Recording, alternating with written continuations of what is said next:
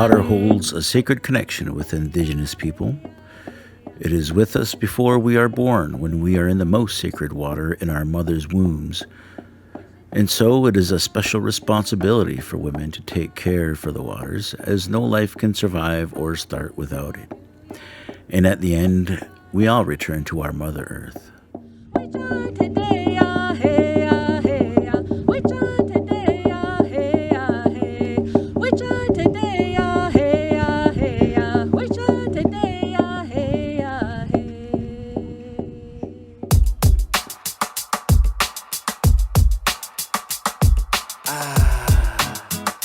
Don't it feel good? Yes. Yes. Our people have always held a close bond to nature and understand that it is important to maintain the land and water. Our ancestors have taught us to have a deep understanding and respect for our Mother Earth and all of creation. 1971 still resonate today. We never changed our ways. So many people in the world, we just got to be good. Water is a medicine. You know, when you're sick, when you're feeling dehydrated, the main thing that you do is you drink water, and you drink that water and you begin to feel better over time. Water is survival. Water is life. Water is also used in many of our ceremonies that we have to this day. Water is everything. Water is feeding your family, and water is making dry fish on a hot summer day. Water is important to the Haudenosaunee people, as water is life. Me also being a firefighter, water also protects the firefighters on a daily basis. Water is important to me because it provides the essential building blocks for life. And when you look around at the Thames River, which goes through our nation, it's teeming with life and teeming with so many animals depend on water, and so many fish. Water in relation to the animals give us sustainability, which helps us move forward, working together, which is also part of the Kanahela, which we also give thanks to our animals. 70% of our body is water, so water is life. I can't stress that enough. Water is essential to our people, and it's connected to our way of life, and via recreationally, like canoeing, providing a source of food with fishing. You know, it's part of our natural law, the Kanahela to protect the water, and any facet. So whether that be the Great Lakes, the rivers, the creeks, you know, honoring all water is important. Every day, many Indigenous communities are without clean drinking water due to inadequate facilities, infrastructure, and pollution. Some communities have been under a boil water advisory for years, which has severely impacted their health, livelihoods, and general well-being. We have been taught to always look ahead, not just to our children or even our children's children, but 7 full generations ahead of us, to see that they and all of creation are cared for, just as our ancestors have done before us. We have always championed the need to keep the earth clean, the air pure, and the water clear of pollution as our mark for future generations. People should care about water because it is never guaranteed to be safe. If you look at our community, climate change, pesticides, runoff from stormwater, from wastewater, has a great impact on the water in our community and the quality of water in our community. And we're never guaranteed, even though we're near the Great Lakes, where the biggest quantity of fresh water in the world, our community is on a boil water advisory. So people should care because it's never guaranteed.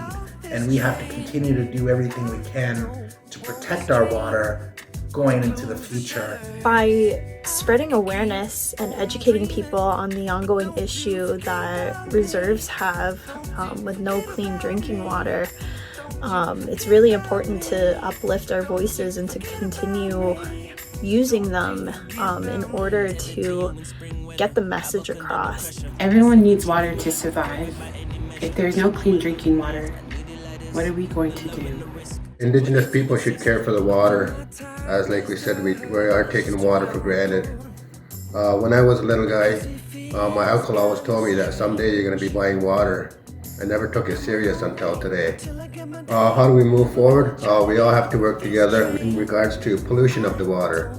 We do have a big oceans that are all polluted. We are trying to get rid of that. We all have to work together. There's no one responsibility, but let's all work together to improve our world. Yongo. We move forward by continuing to honor creation, continuing to practice ceremony and honoring water and the people who have been working for years to protect it. Teach the youth about the importance of water for them and for the future generation. Learn stories, legends, and history. Never taking for granted that our water is secure. And we move forward with the best intentions in terms of honoring creation.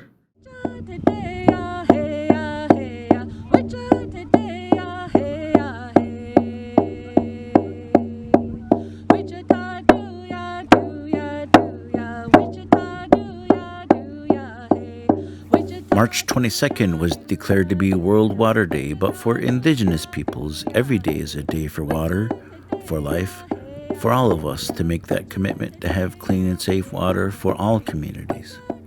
Water is life, our spirits.